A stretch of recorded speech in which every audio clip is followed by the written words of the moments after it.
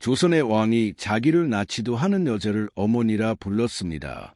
그것도 죽는 날까지 무려 40년 동안이 여자 왕비도 아니었습니다. 앙을 낳은 것도 아니었습니다. 평생 자식이라곤 단 한 명도 없었습니다. 그런데 조선 최고의 임금 영조는이 여인이 죽고 난 뒤에도 그녀의 빈방을 찾아가 노인이 되도록 눈물을 흘렸습니다. 도대체 이 여인이 누구길래 이름은 연빈김씨. 조선에서 가장 높은 집안 앙비를 셋이나 배출한 명문가의 딸이었습니다. 앙비가 될 수도 있었던 여자였습니다. 하지만 그녀에게 돌아온 건 자식 하나 없는 텅 빈 방과 3번의 피바람이었습니다. 집안은 하루아침에 무너졌습니다. 할아버지 벌되는 정승은 사약을 받았습니다. 그녀 자신도 궁에서 쫓겨났습니다. 가진 것을 다 잃은 여인. 그런데 바로 그 여인이 남의 아들을 조선의 왕으로 키워냅니다. 가장 높은 곳에서 태어나 모든 걸 잃고 끝내 남의 아들에게 어머니라 불린 여인. 오늘 역사가 지워버린 그녀의 이야기를 꺼냅니다. 본격적인 이야기 전에 구독과 좋아요는 잊혀진 역사를 되살리는 데 큰 힘이 됩니다. 잠시 눌러주시면 감사하겠습니다. 이야기는 1669년 조선 헌종 시절로 거슬러 올라갑니다. 한 여자아이가 태어납니다. 안동김 씨 집안이었습니다. 조선에서 가장 높은 집안 남부러울 것 없는 금수저였습니다. 그런데 여러분, 바로 그게 문제였습니다. 너무 높아서 문제였습니다. 훗날이 아이를 가장 깊은 나락으로 떨어뜨린 것이 다름 아니니 자랑스러운 집안이었으니까요. 먼저 이 집안이 얼마나 높았는지부터 보시죠. 이 아이의 증조 할아버지는 김상원이었습니다. 병자호란 때 청나라에 항복하자는 문서를 두 손으로 갈기갈기 찢어버린 바로 그 사람입니다. 여러분 그 유명한 장면을 아실 겁니다. 눈보라치는 남한산성. 성 안에 갇힌 조선 조정은 두 갈래로 갈라졌습니다. 한쪽은 제명길, 지금은 치옥을 참고 살아남아야 한다며 항복 문서를 써 내려갑니다. 그때 김상원이 그 문서를 빼앗아 두 손으로 갈기갈기 찢어버립니다. 그리고 통곡합니다. 차라리 죽을지 언정 오랑캐에게 무릎 꿇을 수는 없다고 채명길이 조용히 그 찢어진 종이를 주워 모으며 말했다고 하죠. 나라를 위해 짓는 사람도 있어야 하고 나라를 위해 죽는 사람도 있어야 한다고 찢은 자와 주은 자 조선의 운명을 건 그 대결에서 김상원은 끝내 자신의 신념을 굽히지 않았습니다. 그 대가는 혹독했습니다. 그는 청나라에 끌려가 6년을 낯선 땅목에서 보내야 했습니다. 하지만 조선은 그를 배신자가 아니라 영웅으로 기억했습니다. 절개의 상징, 선비의 자존심. 그 이름 하나로 안동씨는 조선 최고의 가문이 됩니다. 할아버지 김수증, 작은 할아버지 벌 김수왕. 김수왕은 한나라의 정승 영의전까지 오른 인물이었습니다. 이 가문에서 훗날 정승만 13명 앙비가 셋이나 나옵니다. 조선 500년 이보다 높은 집안은 없었습니다. 자, 그 집안의 딸로 태어난 겁니다. 앞날은 꽃기 예약된 듯 보였습니다. 그런데 말입니다.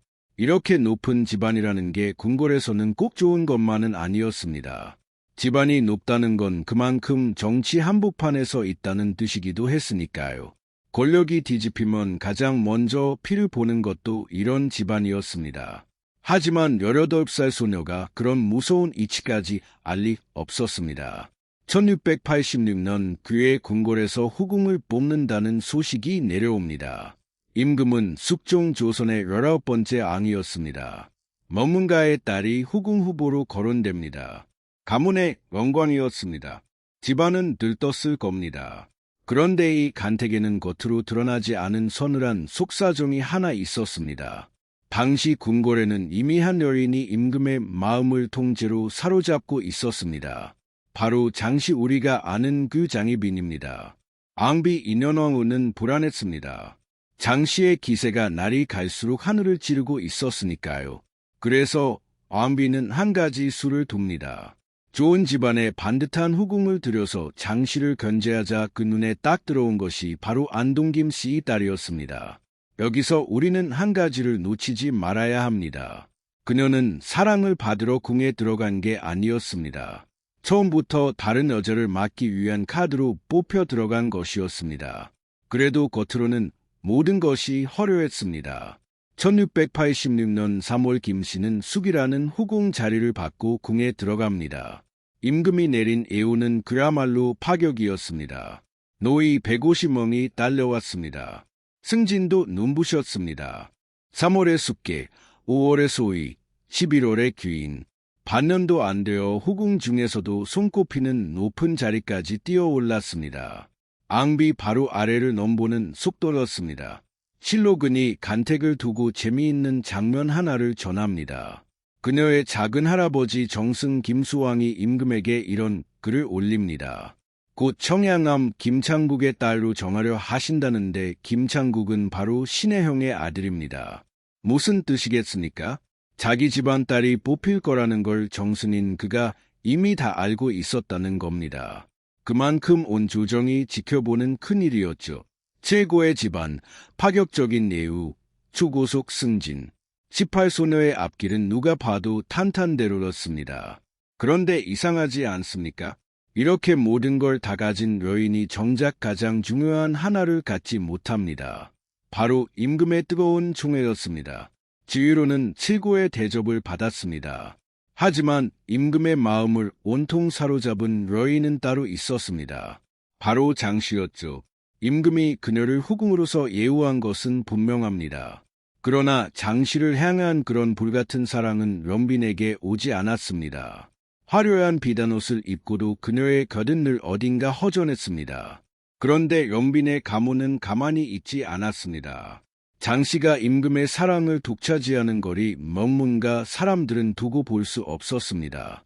연빈의 친척들이 줄줄이 상소를 올립니다.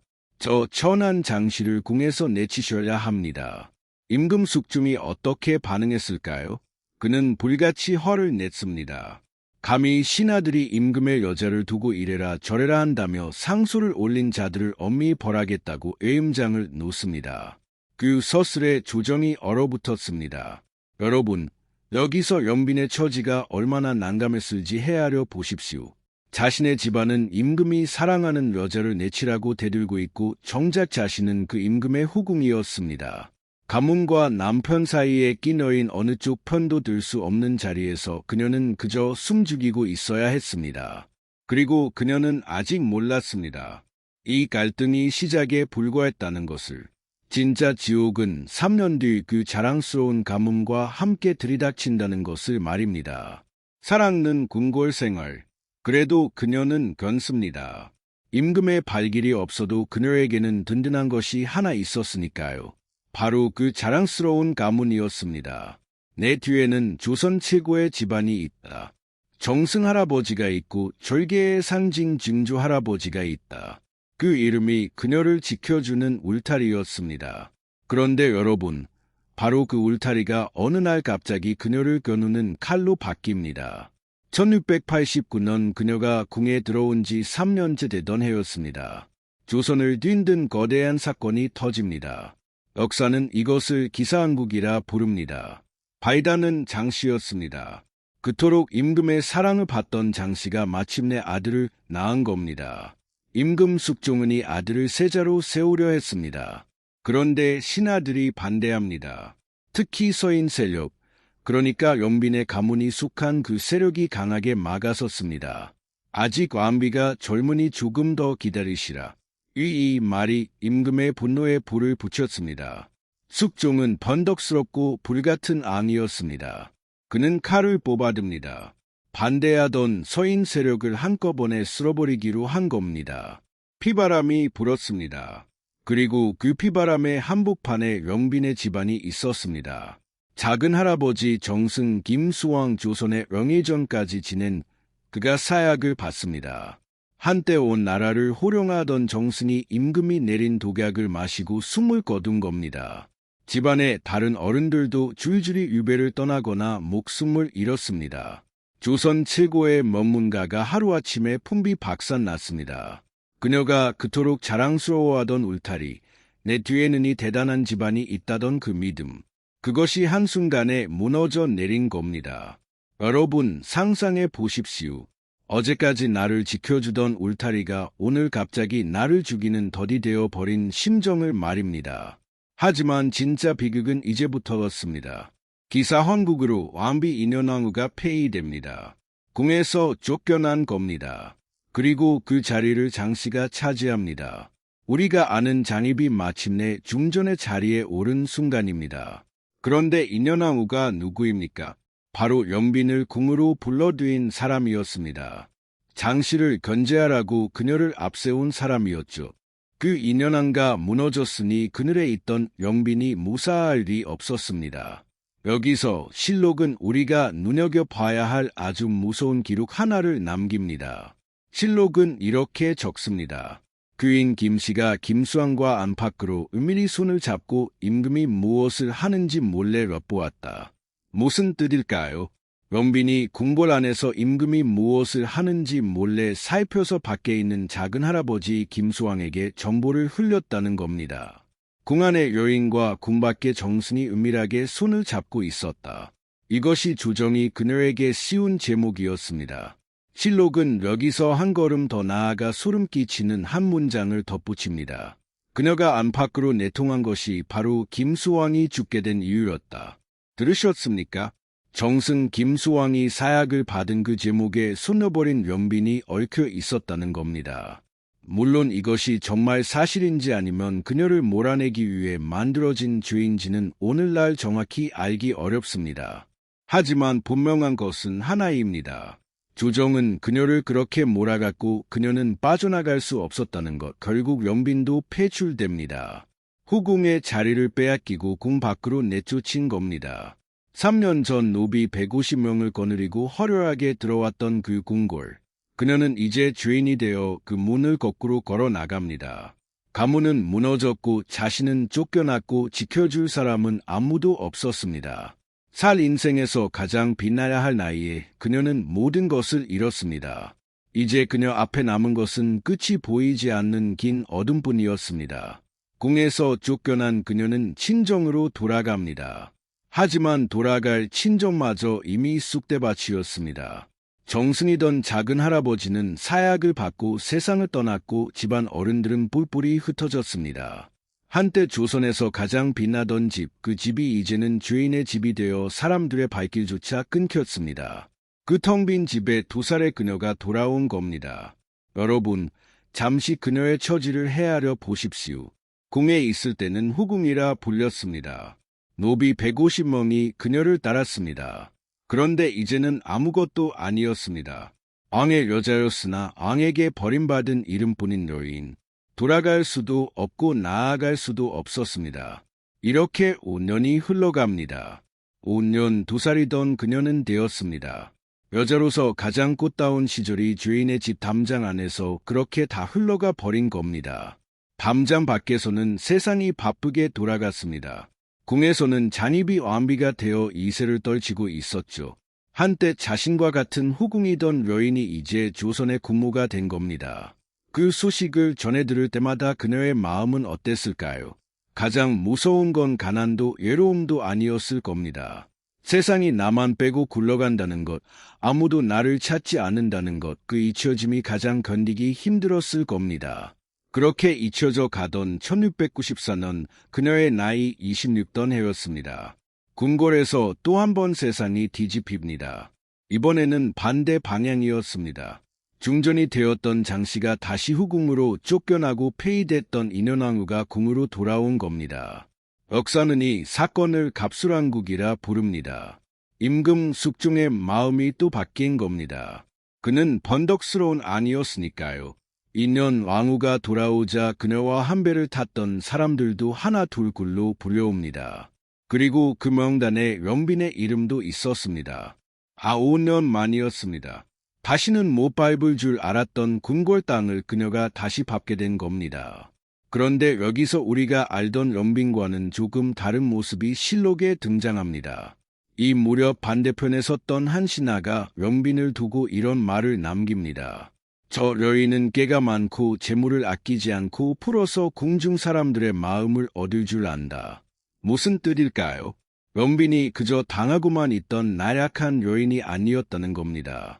5년의 유배가 그녀에게 가르쳐 준 것이 있었습니다. 가만히 있으면 죽는다. 살아남으려면 사람을 얻어야 한다. 그래서 그녀는 궁으로 돌아온 뒤 조용히 움직였습니다. 재물을 풀어 궁녀들을 챙기고 사람들의 마음을 사두었습니다. 다시는 5년 전처럼 아무 기댈 곳 없이 쫓겨나지 않겠다는 것이었습니다. 여러분, 이것을 나쁘게만 볼 수 있을까요? 가문도 무너지고 마음을 나눌 지아비의 정도 품 안을 자식도 없는 여인이었습니다. 그녀가 기댈 것은 오직 자기 자신뿐이었습니다. 착하기만 한 여인은 궁궐에서 살아남지 못합니다. 연비는 살아남는 법을 스스로 익혀나갔던 겁니다. 여러분이라면 어떤 마음이었겠습니까? 드디어 내 인생이 다시 시작되는구나. 이제 지난 5년의 소음을 보상받는구나. 그렇게 벅찼을지도 모릅니다. 하지만 여러분, 인생은 그렇게 친절하지 않았습니다. 그녀는 기인이라는 자리로 돌아왔습니다. 지위는 회복됐습니다. 겉모습은 예전으로 돌아온 듯 보였습니다. 그런데 정작 달라진 것은 아무것도 없었습니다.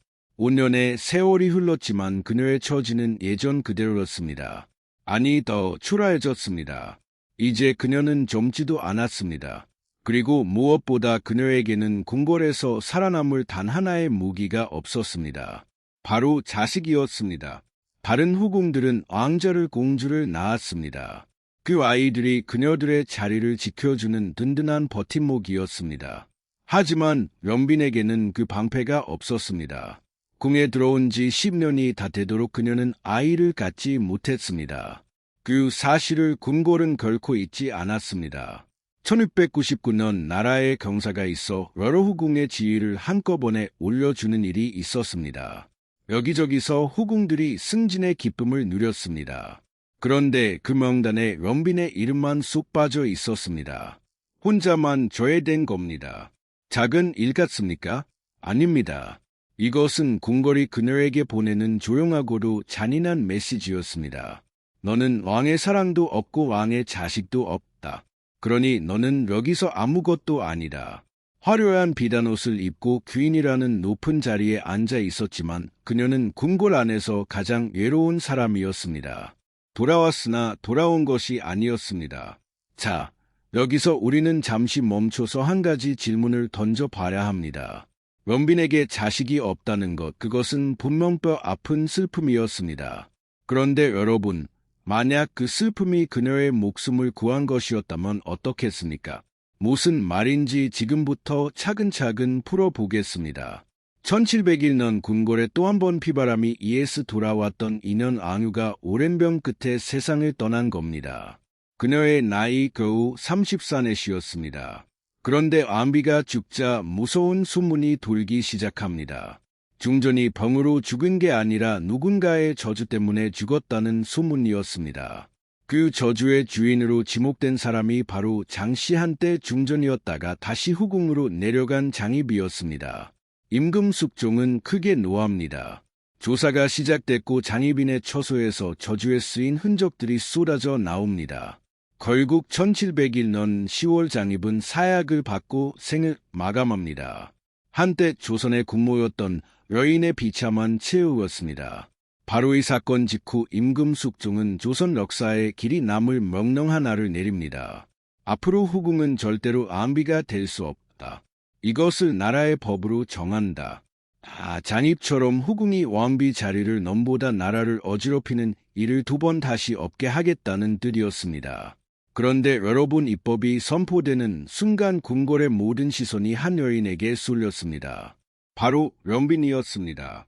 애였을까요? 이 년왕 죽어 안비 자리가 미었고 장비마저 사라진 지금 다음 왕비 후보로 거론될 만한 후궁 중 가장 명문가 출신이 바로 연빈이었기 때문입니다. 실제로 훗날 학자들은 이렇게 봅니다. 연빈을 지지하던 세력이 그녀를 왕비 자리에 올리려는 움직임이 있었다고 말입니다. 그리고 야사에는 더 애한 이야기 하나가 전해집니다. 죽어가던 인현왕과 임금에게 이런 부탁을 남겼다는 겁니다. 장씨를 다시 왕비로 세우지 마시고 부디 연빈 김씨를 왕비로 세워주십시오. 다만 이것은 어디까지나 야사입니다. 실록에는 기록되지 않은 후대에 전해지는 이야기라는 점을 분명히 말씀드립니다. 사실이든 아니든 한 가지는 분명합니다. 그 순간 령는 왕비 자리에 가장 가까이 다가섰던 여인이었다는 것. 전문가의 딸 흠잡을 데 없는 집안. 만약 후궁도 왕비가 될 수 있었다면 그녀가 조선의 국무가 됐을지도 모릅니다. 하지만 바로 그때 임금이 못을 박은 겁니다. 후궁은 왕비가 될 수 없다고. 그 법 하나에 그녀의 마지막 희망도 사라졌습니다. 여러분, 여기까지만 보면 이건 그저 슬픈 이야기입니다. 될 뻔했으나 되지 못한 여인의 이야기죠. 그런데 말입니다. 시간이 흐른 뒤에 돌아보면 전혀 다른 그림이 보입니다. 한번 생각해 보십시오. 장희비 어떻게 죽었습니까? 그녀는 조선 최고의 미인이라 불렸고 임금의 사랑을 한 몸에 받았습니다. 무엇보다 왕자를 낳았습니다. 세자를 낳은 어머니. 그 힘으로 그녀는 무술이 출신에서 중전의 자리까지 올랐습니다. 가진 것으로 치면 연빈과는 비교도 안 되는 여인이었습니다. 그런데 그 마지막이 어땠습니까? 사약 한 사발을 받고 피를 토하며 쓰러졌습니다. 한때 조선의 국모였던 여인의 처참한 최후였습니다. 그렇게 됐을까요? 바로 그 아들 때문이었습니다. 세자를 낳았기에 안비까지 올랐고 바로 그 세자 자리를 지키려는 싸움 한복판에서 목숨을 잃은 겁니다. 가진 것이 그녀를 높이 올렸고 바로 그 가진 것이 그녀를 죽였습니다. 자식이 있었기에 올라갔고 자식이 있었기에 표적이 된 겁니다. 그렇다면 연비는 어땠습니까? 그녀에게는 자식이 없었습니다. 왕자가 없으니 그녀를 왕으로 밀어줄 세력도 없었습니다. 다음 왕좌를 놓고 벌어지는 그 살벌한 싸움에서 그녀는 처음부터 연례였습니다. 무슨 뜻이겠습니까? 죽이려는 사람도 없었다는 겁니다. 정쟁이란 결국 다음 왕좌를 차지하려는 싸움입니다. 그 싸움에서 가장 먼저 죽는 것은 유력한 왕자와 그 어머니들입니다. 장빈이 그랬습니다. 훗날 사도세자의 어머니도 마찬가지였습니다. 왕자를 낳은 어머니들은 하나같이 피의 소용돌이 한복판에서 세우어져 갔습니다. 그런데 연비는 그 소용돌이 밖에 있었습니다. 자식이 없어서 아무의 유협도 되지 않았기 때문입니다. 여러분, 이것이 바로 운명의 잔인한 아이러니입니다. 그녀가 그토록 서러워했던 것, 자식이 없다는 그 결핍, 왕의 사랑을 못 받는다는 그 외로움, 바로 그것이 세 번의 피바람 속에서 그녀를 살려낸 방패였던 겁니다. 가진 것이 많은 여인들은 그 가진 것 때문에 죽었고 아무것도 없던 영은 아무것도 없어서 살아남았습니다. 가장 큰 슬픔이 가장 큰 보호막이었다니 인생이란 참으로 알 수 없는 것이지요. 1702년 임금은 그녀에게 연빈이라는 정식 칭호를 내립니다. 후궁으로서 오를 수 있는 가장 높은 자리였습니다. 궁에 들어온 지 16회 만이 하지만 그 화려한 칭호를 받는 순간에도 그녀의 곁은 여전히 비어 있었습니다. 남편의 사랑도 자식의 웃음소리도 없는 적막한 방이었습니다. 그녀는 이제 알았을 겁니다. 자신의 인생의 뜨거운 봄날은 오지 않으리라는 것을. 그런데 바로 그 텅 빈 방에 아무도 예상하지 못한 한 아이가 조용히 걸어 들어옵니다. 그 아이의 이름은 련인군이었습니다. 훗날 조선의 임금이 되는 영조입니다. 그런데 이 아이는 연빈의 아들이 아니었습니다. 련인군의 진짜 어머니는 따로 있었습니다. 무술이 출신의 후궁 숙빈 제시였습니다. 궁궐의 가장 낮은 자리에서 시작해 임금의 사랑을 받아 아들을 낳은 여인이었죠. 그렇다면 애 남의 아들인 련인군이 연빈의 방을 드나들었을까요? 이유가 있었습니다. 연빈과 숙빈 셋이는 같은 편이었습니다. 두 사람 다 인연 어우를 따랐고 장희빈에 맞았던 사이였습니다. 궁궐이라는 살벌한 곳에서 서로 등을 기댈 수 있는 몇 안 되는 사람이었던 겁니다. 게다가 연빈에게는 자식이 없었습니다. 숙빈에게는 아들이 있었지만 그 아들은 무수리의 자식이라 늘 천대받는 처지였습니다. 자식이 없어 애로운 여인과 든든한 배경이 없어 불안한 아이. 두 사람은 자연스럽게 서로에게 기대게 됩니다. 연빈은 이 아이를 친자식처럼 품습니다. 여러분, 이 대목이 참 뭉클합니다. 평생 자기 배로 낳은 아이 하나 없던 여인이 남이 낳은 아이에게 그동안 주지 못했던 모든 사랑을 쏟은 겁니다. 늘 조용하기만 하던 그 방에 처음으로 아이의 웃음소리가 들리기 시작했습니다. 그리고 이 이야기가 그저 저의 상상이 아니라는 것을 실록이 증명해 줍니다. 훗날 임금이 된 영조가 직접 이렇게 해고합니다. 내가 어린 시절부터 연빈을 많이 의지하였다. 궁에 들어왔을 때 연빈이 나에게 음식을 먹여주기도 하였는데 그 일이 언뜻 엊그제 같구나 들으셨습니까? 임금이 된 사람이 늙어서까지 기억하는 장면입니다. 어린 자신에게 밥을 떠먹여주던 그 손길르르. 친어머니가 아니었습니다. 피 한 방울 섞이지 않았습니다. 그런데도 연비는 그 아이에게 밥을 먹이고 품에 안았습니다. 그것이 얼마나 따뜻한 기억이었으면 훗날 한나라의 임금이 되어서도 엊그제 일처럼 떠올렸을까요? 여기서 우리는 연빈이라는 여인의 진짜 모습을 보게 됩니다. 그녀는 세상에서 가장 많은 것을 잃은 여인이었습니다. 가문도 남편의 사랑도 자기 자식도 없었습니다. 그런데 그렇게 마음 한 구석이 비어있던 사람이 남의 아이에게는 아낌없이 사랑을 퍼주었습니다. 자기가 받지 못한 그 사랑을 오히려 남에게 나눠준 겁니다. 받지 못한 사랑을 오히려 남에게 내어준 여인. 그 텅 빈 마음이 도리어 한이를 온전히 품을 수 있었는지도 모릅니다. 그리고 이 인연은 하나의 아이를 돌본 것으로 끝나지 않았습니다. 당시 궁궐에는 서로 등을 맞댄 세 여인이 있었습니다. 훗날 왕비가 되는 인원 왕후 연인군의 친어머니 숙빈채씨 그리고 연빈 김씨 세 여인이 힘없는 연인군을 지키는 울타리가 되어주었습니다. 무수리의 아들이라 언제 목숨을 잃을지 모르던 그 아이를 자식 없는 후궁들이 제 몸으로 감싸는 겁니다. 세월이 흐르고 연인군을 노리는 칼날은 점점 날카로워집니다. 형인 세자를 지지하는 세력이 아이를 눈의 가시로 여겼기 때문입니다. 하지만 그 모든 위협 속에서도 연인군은 살아남습니다. 그리고 마침내 조선의 임금 자리에 오릅니다. 여러분 생각해 보십시오. 자식이 없어 살아남았던 연빈이 이번에는 남의 자식을 살려냅니다. 그리고 그 자식이 조선의 왕이 됩니다. 아무것도 낳지 못했던 여인이 결국 한나라의 왕을 키워낸 겁니다. 이보다 더 극적인 반전이 있을까요? 하지만 이 이야기의 가장 뭉클한 장면은 아직 나오지 않았습니다. 그것은 바로 그녀가 세상을 떠난 뒤에 벌어집니다. 하지만 그 뭉클한 결말에 이르기 전에 연빈은 인생에서 가장 위험한 순간을 한 번 더 넘어야 했습니다. 때는 1724년 임금 경종이 갑작스럽게 세상을 떠납니다. 그런데 그 죽음이 너무나 갑작스러웠습니다. 게장과 감을 먹은 뒤 시름시름 앓다가 숨을 거둔 겁니다. 궁궐에 무서운 소문이 돌기 시작합니다. 누군가 임금을 독살한 것이 아니냐는 소문이었습니다. 그리고 그 의심의 화살이 뜻밖의 방향으로 날아갑니다. 경종의 뒤를 이어 왕이 된 사람이 누구였습니까? 바로 연인군 영조였습니다. 연빈이 친자식처럼 품어 키운 그 아이였습니다. 경종을 지지하던 세력은 이를 갈았습니다. 연인군이 형을 독살하고 왕이 됐다. 그리고 그 뒤에는 연인군을 키운 여인들이 있다. 그 여인들 중에 연빈의 이름도 있었습니다. 여러분 생각해 보십시오.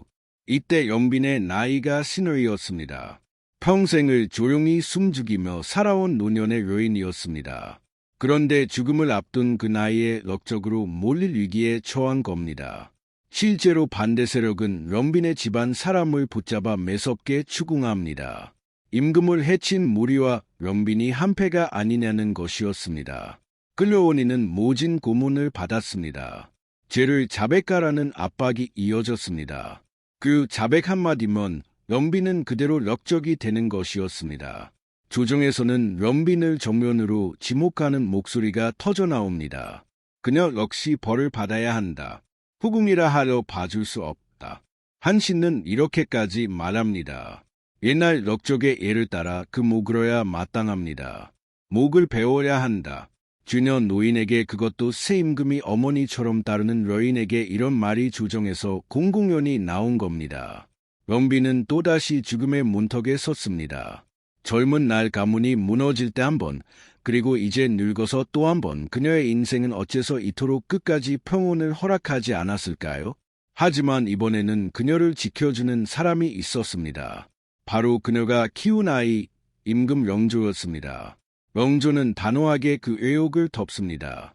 원빈은 아무 관련이 없다며 그녀를 향한 공격을 막아섭니다. 어린 시절 자신을 품어준 그 은혜를 임금은 잊지 않았던 겁니다. 이제는 자신이 그 여인을 지킬 차례였습니다. 평생 아무도 지켜주지 않던 여인 가문도 남편도 그녀를 지켜주지 못했습니다. 그런데 마지막 순간 피 한 방울 섞이지 않은 남의 아들이 목숨을 걸고 그녀를 지켜낸 겁니다. 여러분, 앞서 우리가 나눈 이야기를 기억하십니까? 그녀가 자식이 없어 살아남았다는 그 아이러니를요. 이제 그 이야기가 완성됩니다. 그녀는 자기 자식이 아니라 자신이 사랑으로 키운 남의 자식 덕분에 마지막 위기를 넘긴 겁니다. 뿌린 대로 거둔다는 말이 이렇게 맞아떨어질 수 있을까요? 1720년 임금 숙종이 세상을 떠납니다. 외우는 해 주었으나 끝내 뜨거운 점만은 주지 않았던 남편. 그가 떠나고 연비는 궁을 나와 사과로 물러납니다. 그런데 그녀가 머물게 된 집이 참 초라했습니다. 얼마나 허름했던지 뒤를 이은 임금 경종이 그 집을 보고는 후궁이 살기에 너무 누추하니 고쳐주라고 명령을 내릴 정도였습니다. 한때 조선에서 가장 높던 집안의 딸이었던 로인. 그녀의 노년은 이렇게 낡고 작은 집 한 채로 남았습니다. 여전히 자식은 없었습니다. 겉을 지켜줄 남편도 없었습니다. 세상의 눈으로 보면 그녀의 인생은 실패였습니다.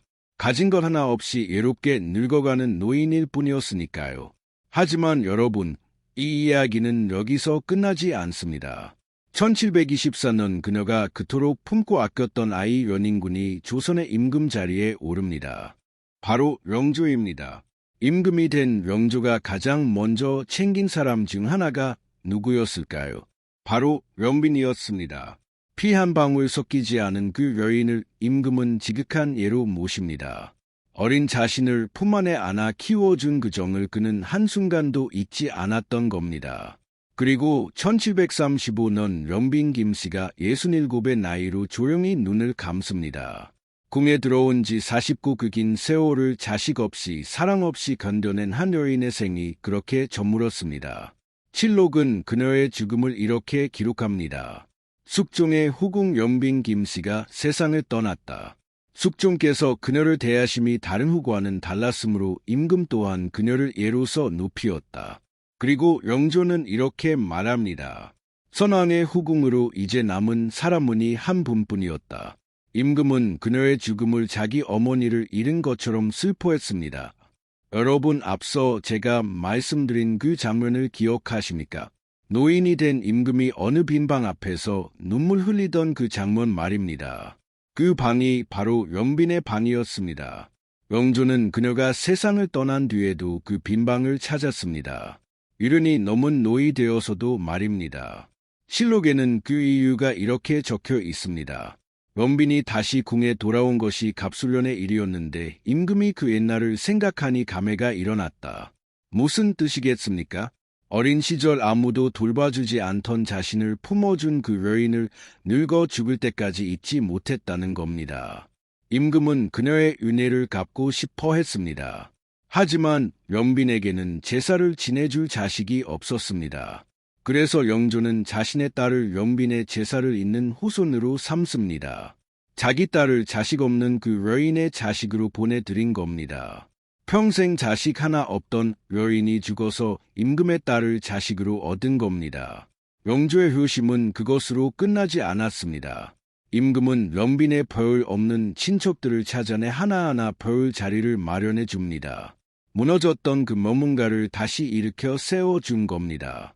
기사국 때 풍비박산 났던 집안 연빈이 살아생전 그토록 마음 아파했을 그 가문이 그녀가 키운 아이의 손으로 되살아난 겁니다. 그뿐이 아닙니다.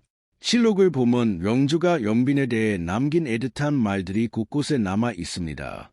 한 번은 임금이 이렇게 해고합니다.